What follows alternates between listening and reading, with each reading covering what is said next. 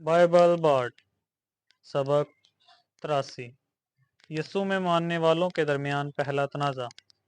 मकसद हेलो और अच्छा दिन। ये बाइबल बर्ड है।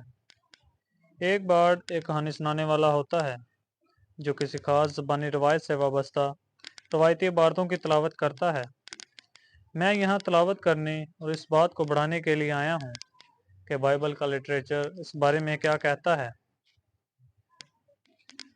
कि खुदा कौन है और कौन इंसान है।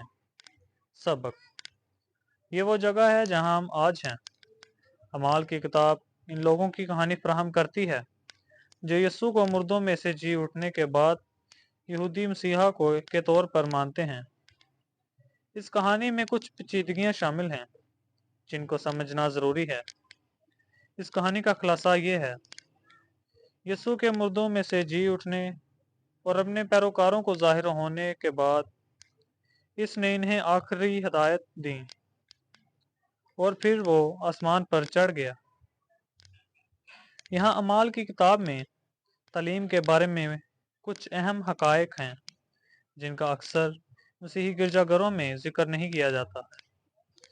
यस्सु के मानने वालों का पहला ग्रोह तमाम यहूदी थे और ईसाई के और मसीह के वफात के बाद तकरीबन 120 पैरोकार रह गए। मसलूबियत ने इन तमाम लोगों को भगा दिया था जो पहले यस्सु में दिलचस्पी रखते थे। ये मौत कफर की एक ताकतवर तरकीब थी, ताहम हौसला शिकनी मुकम्मल तौर पर उलट गई थी और क़यामत के बाद हौसला अफजाई बन गई थी। जी उठे यस्सु ने सहीफे की मसीहाई पेशनगोइयाँ के बारे में एक नई तफहीम को भी मुतासर किया। इन पहले 120 मोमिनीन ने यस्सु को यहूदी मसीहा के तौर पर कबूल किया और इस बात पर गौर नहीं किया कि इसराइल की कौम के नाम इनके पैगाम में किसी गैर यहूदी को शामिल किया जाए। जैसा कि इन चंद लोगों ने दूसरे यहूदियों के सामने अपना पैगाम पेश किया, बहुत से यहूदी दोबारा जी उठे, यीशु पर ईमान लाने वाले बन गए। जैसे जैसे मोमिनीन की तादाद में इजाफा होता गया, इन मोमिनों को हुकाम ने यहूदियत के एक फ़िरके के तौर पर तस्लीम किया और इन्हें रा या नासरी का नाम दिया गया। अमाल 9 में हम यहूदी रब्बी साउल के ईमानदारों के दुश्मन और मसीही रसूल पाल में इसकी तब्दीली की कहानी शुरू करते हैं। बाद में मतन में पाल बन जाता है। मसीही चर्च के आगाज़ के पीछे अहम ताकत, लेकिन पहले वो यस्सु को सिर्फ दूसरे यहूदियों के सामने पेश करता है। अमाल 10 में रसूल पतरस को खुदा की तरफ से एक इतालवी सिपाही कार्निलस के पास भेजा गया है जो इस ख्याल को चैलेंज करता है कि यस्सु पर यकीन रखने वाले यहूदियों को सिर्फ इसके बारे में यहूदियों से बात करनी चाहिए। पीटर यहूदियों के रवाज की खिलाफ वर्जी करता रहा। इस शख्स के घर जाता है, इससे और इसके ख़ानदान से यस्सु के बारे में बात करता है और वो सब यकीन करते हैं। इनकी तब्दीली के बाद पीटर ने इन्हें बपतिस्मा दिया। एक यहूदी रस्मी रवायज बाब 11 में पतरस ने यह कहानी यरूशलेम में यहूदी मोमनों के रहनुमाई को सुनाई और वो अमाल 11:18 को ख़त्म करते हैं। तो फिर गैर कौमों को भी खुदा ने तौबा अता की है जो ज़िंदगी की तरफ ले जाती है। अमाल 13:2 इसकी तब्दीली के बाद पौलुस रसूल और बरनबास अंजील का पैगाम यरूशलेम से करन्थिस के लिए गया। पौलुस का तरीका, जब वो किसी शहर में पहुंचता है तो वह मुकामी इबादतगाह में यहूदियों से बात करता है। मतन इशारा करता है कि इबादतगाह के सामीन में वो हाज़रीन शामिल थे जो यहूदी गैर कौम नहीं थे, लेकिन یا تو یہودیت میں تبدیل ہوئے تھے یا غیر یہودی مقامی جو مذہبی طور پر دلچسپی رکھتے تھے لیکن یہودیت میں تبدیل نہیں ہوئے تھے۔ اعمال 13:16 جب پولس بولتا ہے کچھ یہودی اور بہت سے غیر قومیں یقین رکھتے ہیں لیکن عبادت گاہ میں موجود دوسرے لوگ یسوع کے بارے میں پولس کے پیغام کی سرگرمی سے مخالفت کرنا شروع کر دیتے ہیں۔ اعمال 13 باب 43 سے 46 آیت پولس عبادت گاہ میں ان بے ایمانوں سے کہتا ہے جو اس کے پیغام سے انکار کرتے ہیں، وہ اپنا پیغام غیر قوموں کے سامنے پیش کرنے والا ہے، اور اس نے کرنتھس میں پہلا مسیحی چرچ شروع کیا۔ غیر قوموں اور یہودیوں کے ماننے والوں کے درمیان فرق اعمال کی کتاب کے باب 15 اور اس سے آگے متن بتاتا ہے کہ اب یسوع میں دو قسم کے ایماندار ہیں۔ 12 رسولوں کی قیادت میں یہودی مومنین، اس گروپ کا مرکز یروشلم میں ہے، اور وہ یہ پیغام پیش کریں کہ یسوع ہی یہودی مسیحا ہے۔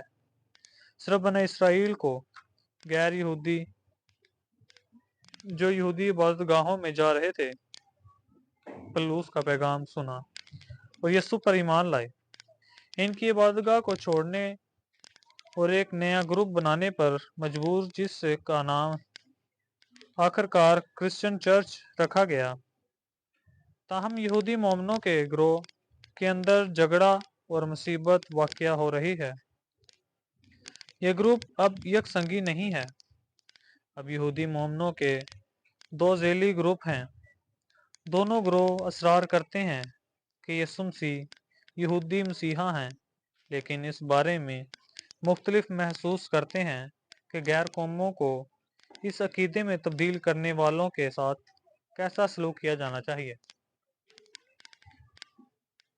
پہلا گروہ یہودیوں کا ہے جو یسوع کو یہودی مسیحا مانتے ہیں اور اپنا پیغام قوم اسرائیل تک محدود رکھتے ہیں۔ وہ مسیحا کے طور پر جی اٹھے یسوع کے پیغام کے ساتھ قوم پر توجہ مرکوز کرتے ہیں، کیونکہ عبرانی صحیفوں میں بہت سی عبارتیں ہیں جو کہتی ہیں کہ جب تمام اسرائیل کو بچایا جائے گا تب خدا پوری دنیا کو بچائے گا اور تمام غیر قومیں ایمان لائیں گی۔ ان کا مشن اسرائیل کی قوم کو تبدیل کرنا ہے۔ دوسرا گروہ یہودیوں کا ہے جو یسوع کو یہودی مسیحا مانتے ہیں، لیکن یہ بھی مانتے ہیں کہ بہت سے عبرانی صحیفوں کے مطابق یسوع غیر یہودیوں کا پیشن گوئی نجات دہندہ ہے۔ وہ جو پیغام انجیل پیش کرتے ہیں وہ یسوع کی موت پر مرکوز ہے تاکہ نسل سے قطع نظر کرۂ ارض پر ہر فرد کی گناہوں کا کفارہ ہو۔ تبصرہ: جبکہ مسیح کی موت، تدفین اور جی اٹھنا تمام مومنین کے لیے پیغام ہے، یہودی سیاق و سباق میں زور قیامت پر ہے، جبکہ غیر یہودی تناظر میں مصلوبیت پر زور دیا گیا ہے۔ یہودی مومنوں کے درمیان تقسیم کا تعلق اس بات سے ہے کہ غیر قوموں کو تبدیل کرنے والے اپنے عقیدے کو کیسے جاری رکھیں گے۔ یہودیوں کے لیے سوال یہ تھا کہ کیا یہ غیر یہودی یسوع پر ایمان لانے والے یہودی بن جائیں۔ مردوں کا ختنہ کروا کر کیا تمام غیر قوم مومن مردوں اور عورتوں کو موسیٰ کی شریعت پر عمل کرنا سکھایا جانا چاہیے۔ ایک گروہ کو ختنہ کرنے والا گروہ کہا جاتا ہے اور غیر قوموں کو ان کا پیغام اعمال 15:1 میں دیا گیا ہے۔ جب تک آپ کا ختنہ موسیٰ کی طرف سے سکھائے گئے رواج کے مطابق نہیں ہوتا، آپ کو نجات نہیں مل سکتی۔ تبصرہ: نوٹ کریں کہ یہ پیغام یسوع میں یہودیت میں تبدیل کے عمل، ختنہ اور قانون کی پابندی میں ایمان میں اضافہ کرتا ہے۔ اس گروہ کی سربراہی مومن فریسیوں کی ہے جو اعمال 15:5 میں مزید وضاحت کرتے ہیں۔ غیر قوموں کا ختنہ ہونا چاہیے اور موسیٰ کی شریعت کو برقرار رکھنے کے لیے ضروری ہے۔ یروشلم میں یہودی کلیسیا کے رہنماؤں کی ایک مجلس میں اس سوال کا فیصلہ کیا گیا کہ غیر یہودیوں کو اپنے عقیدے پر کیسے قائم رہنا ہے۔ متن میں کہا گیا ہے کہ فیصلے کی دو بنیادیں ہیں۔ پطرس کی کارنیلس کے ساتھ اپنی ملاقات کا آدھا اعمال کے باب 10 میں، جس کا خلاصہ وہ اعمال 15:11 میں بیان کرتا ہے۔ ہم یقین رکھتے ہیں کہ ہمارے خداوند یسوع کے فضل سے ہے کہ ہم بچائے گئے ہیں، جیسا کہ وہ غیر قومی ہیں۔ جیمز یسوع کا سوتیلا بھائی، جو یروشلم گروپ کا رہنما پطرس نہیں لگتا ہے، اعمال 15:19 میں بیان کرتا ہے، لہٰذا یہ میرا فیصلہ ہے کہ ہمیں ان غیر قوموں کے لیے مشکل نہیں بنانا چاہیے جو خدا کی طرف سے رجوع کر رہے ہیں۔ اس کے بجائے ہم ان غیر قوموں کے مومنوں کو خط لکھنا چاہیے، ان سے کہنا چاہیے کہ وہ بتوں سے، آلودہ کھانے سے، جنسی بے حیائی سے، گلا گھونٹنے والے جانوروں کے گوشت اور پینے والے خون سے پرہیز کریں۔ تبصرہ: ان 4 شرائط میں سے غور کریں کہ 3 ثقافتی ہیں اور اس وقت کی ہیں، اور صرف ایک جنسی ہے کہا جا سکتا ہے جو آج تک جاری ہے۔ یروشلم گروپ جیمز کی ہدایت پر عمل کرتا ہے۔ ایک خط تحریر کیا گیا ہے اور پولس، برناباس اور سیلاس کو یہ ہدایت دی گئی ہے کہ وہ انطاکیہ، شام اور کلیسیا کے غیر یہودیوں کے کلیسیاؤں تک پہنچائیں۔ تبصرہ: متن سے یہ ظاہر ہوتا ہے کہ جیمز خداوند کا بھائی غلطیوں 1:19، مرکز 6:3 اور میتھیو 13:55 کے مطابق ان ایمانداروں کی سمت سنبھال لے گیا۔ پطرس رسول کی طرف سے یروشلم، پیٹر، جسے یسوع نے یروشلم کے مومنین کی رہنمائی کے لیے نامزد کیا تھا، متی 18:6-19۔ ایسا لگتا ہے کہ اسے ایک طرف دھکیل دیا گیا ہے کیونکہ جیمز رب کے بھائی کے پاس یسوع کے رشتہ دار کے طور پر بڑے پیٹر مچھیرے سے زیادہ اختیار ہے۔ لیکن یہ کہانی کا اختتام نہیں ہے۔ اس پوڈ کاسٹ کا مقصد یہ بتانا کہ جب کہ فریسیوں کا گروہ جو یسوع میں غیر قوموں کے ماننے والوں کو یہودیت میں تبدیل کرنا چاہتا ہے، مسترد کر دیا گیا، وہ اپنے اس نظریے کو برقرار رکھنے سے باز نہیں آئے کہ یہودی ان تمام لوگوں کی منزل ہونی چاہیے جو یسوع پر یقین رکھتے ہیں۔ ختنہ کرنے والے گروپ کو کیا ہوا؟ میں جو کچھ کہنے جا رہا ہوں وہ میرا قیاس ہے، نہ کہ کسی گرجا گھر کی تاریخ کی سرکاری تعلیم، لیکن میری سمجھ بائبل کی تعلیمات پر مبنی ہے، نہ کہ کسی انسانی روایت پر۔ ہم اس سوال کا جواب دیتے ہیں کہ جب یہودیت نے ہیکل کی عبادت اور لاوی کی کہانت کو کھو دیا تو مومن فریسیوں نے کیا کیا؟ بائبل بورڈ کا جواب: وہ مغرب میں رومن کیتھولک اور مشرق کے آرتھوڈوکس بن گئے۔ میں یہ دعویٰ جمع شدہ تاریخ، ریکارڈوں یا دستاویزات کی بنیاد پر نہیں کرتا ہوں، بلکہ فریسائیکل یہودیت اور کیتھولک مذہب کے اس طرح کے طریقوں کے تقابل پر کرتا ہوں۔ اس موازنہ کا خلاصہ اگلے حصے میں بنایا گیا ہے۔ بحث: مماثلت کا ایک جدول آگے دیا گیا ہے۔ کیتھولک عیسائیت کا مذہبی نظام ہیکل کے تباہ ہونے کے بعد چرچ کی تعلیمات کی پابندی، کوڈ آف کینن قانون، بپتسمہ، مقدسات اور دیگر چرچ کی ضرورت کو برقرار رکھنے پر زور دیا۔ کیتھولک عیسائیت کو خدا اور مومنوں کے درمیان ثالثی کے لیے مقرر پادریوں کی ضرورت تھی۔ رسمی طہارت ضروری ہے۔ خدا کے ساتھ مقدس رشتہ ایمان سے نکلنے والی عطائت کے کاموں کے ذریعے برقرار رکھا جاتا ہے۔ اتھارٹی چرچ کے الہی وحی اور پادریوں کے ذریعے بائبل کی تشریح سے آتی ہے۔ کیتھولک پادریوں کے لباس کے 5 حصے ہوتے ہیں جو یہودی پادریوں کے لباس سے موازنہ کرتے ہیں۔ کیتھولک پادریوں کی طرف سے کیے جانے والے رسمی اعمال کا نمونہ ہیکل کے پادریوں کی طرح ہے۔ ایک پادری یوکرسٹ کے ذریعے خدا اور لوگوں کے درمیان ثالثی کرتا ہے۔ فریسی یہودیت کا مذہبی نظام جب ہیکل کھڑا تھا۔ موسیٰ کی تحریری قانون اور زبانی روایت کا مشاہدہ عطائت اور مندر کی عبادت پر زور دیا۔ مندر کے نظام کو خدا اور مومنوں کے درمیان ثالثی کے لیے مقرر پادریوں کی ضرورت تھی۔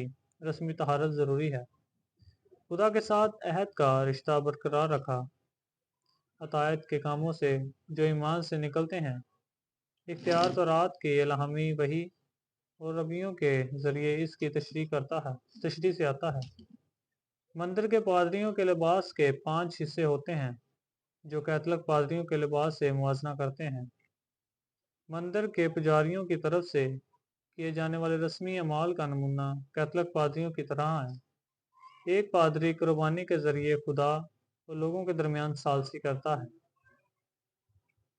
بائبل بورڈ کے لیے مذہبی نمونہ کے متوازی، یہاں تک کہ لباس اور رسمی اعمال میں بھی، ایک ایکٹ کے فریسی ماننے والوں اور ایک متوازی کیتھولک روایت کے عروج کے درمیان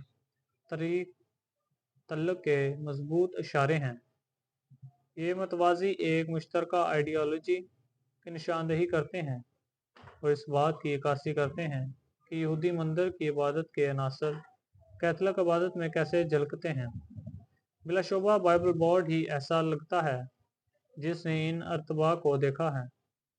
مورخین اپنی بنیادی روایات کے اس قدر پابند نظر آتے ہیں کہ وہ ان تفصیلات سے اتنا بلند نہیں ہو سکتے کہ ان مذہبی مماثلتوں یا نمونوں کو دیکھ سکیں جن پر میں زور دیتا ہوں۔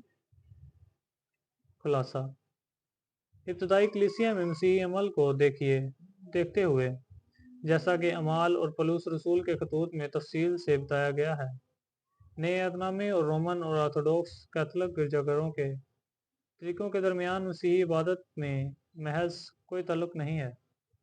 بلا شبہ کیتھولک ازم کے معذرت خواہ یہ استدلال کر سکتے ہیں کہ مسیح کو چرچ میں جو اختیار دیا گیا تھا اس کے پیش نظر عمل کا ارتقا ناگزیر تھا۔ وہ زبانی رسولی روایت کے اختیار کا دعویٰ کرتے ہیں جو کلیسیا کے ابتدائی تحریروں میں واضح طور پر درج نہیں کی گئی تھی۔ کلیسیا کی تعلیمات اور طرز عمل اس وقت تک مرتب نہیں ہوئے جب تک کہ تمام رسولوں کے مرنے کے بعد صدیوں تک نہیں ہوا۔ اس طرح بائبل چرچ کی مشق اور تعلیم کے ریکارڈ کے طور پر سمجھی جاتی ہے کہ کیتھولک تعلیم اور عمل کے ساتھ ہم آہنگ نہیں ہے۔ چرچ کا استدلال ہے کہ ان کے مجسٹریٹم نے کلیسیا کی طرز پر عمل کرتے ہوئے اپنے زندہ اختیار کو استعمال کرتے ہوئے بائبل کی واضح تعلیمات کو بیان کیا جو کہ بہترین طور پر صرف مضمر اور بدترین طور پر متن سے مکمل طور پر غائب تھی۔